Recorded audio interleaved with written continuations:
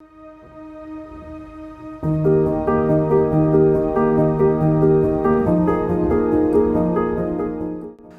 pues el infarto es una de las mayores complicaciones a las que nos enfrentamos los cardiólogos y cualquier médico, ya sea de atención primaria o de urgencia. Antes de saber la actuación, pues tenemos que saber qué es un infarto.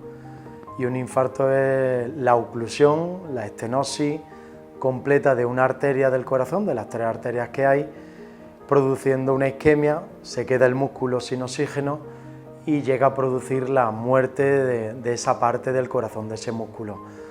De aquí el tiempo es importantísimo, que lo veremos luego, porque a partir de un determinado tiempo, que son 2 horas, ese corazón ya no es recuperable aunque abramos la arteria. Por eso es importante, como veremos luego, saber identificar exactamente cuáles son los síntomas de un infarto. Las señales, los signos de una persona que está teniendo un infarto, en su inmensa mayoría se parecen.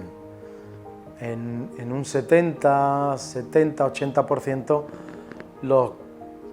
los signos, los síntomas son típicos. Típico es lo típico que puede expresar cada persona, de dolor retroesternal, dolor de pecho, que se suele irradiar hacia mandíbula, cuello o hacia los brazos, sobre todo el izquierdo, que se acompaña muchas veces de falta de aire, de un desasosiego, de una inquietud.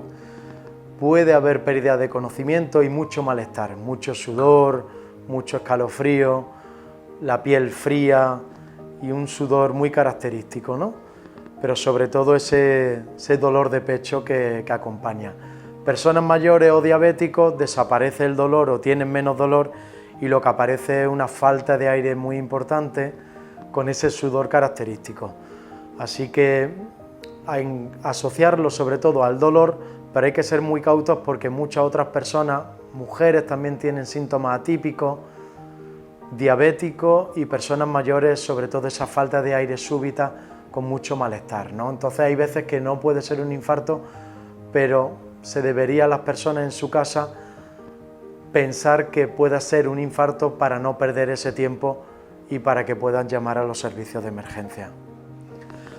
Lo ideal sería no estar solo, pero uno nunca elige cuándo tiene el infarto, así que ya estando solo o estando acompañado, la persona que está con él que llame al 112 o al 061, aconsejo llamar directamente al 061 porque el 112 normalmente, si el problema es médico, le pasa la llamada al 061, tenemos un coordinador médico 24 horas disponible que se encarga de responder las llamadas, hay una ambulancia medicalizada que si está disponible, que suele estar casi siempre disponible, en 10-15 minutos se presencia con el médico en la ambulancia medicalizada en domicilio, entonces llamar al 061, dar bien los datos, decir cómo se encuentra el paciente, sentar al paciente si está acompañado, si no el mismo paciente, que se siente, que se tumbe, que se tranquilice lo que pueda, porque es difícil, ¿no?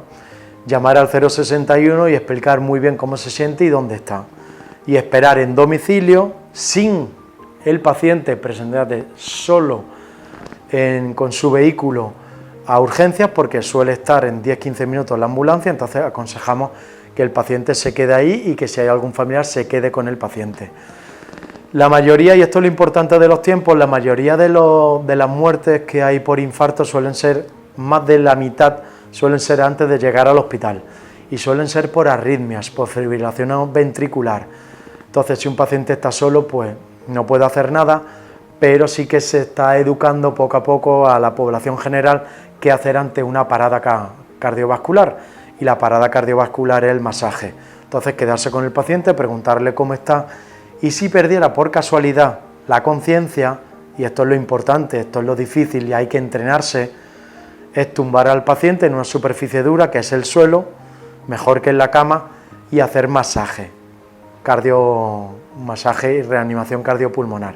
Masaje con los brazos y las muñecas así, y hacer un masaje directamente sobre el esternón, intentando deprimirlo 3-4 centímetros. Esto se dice fácil, en el momento es muy complicado.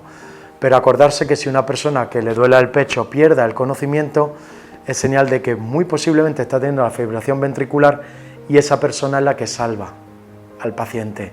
Si no, tenemos de 10-15 minutos de fibrilación ventricular sin que el paciente, teniendo ese tiempo para que se recupere, que son el tiempo que viene la ambulancia, que la ambulancia empezará a hacer ya ese masaje.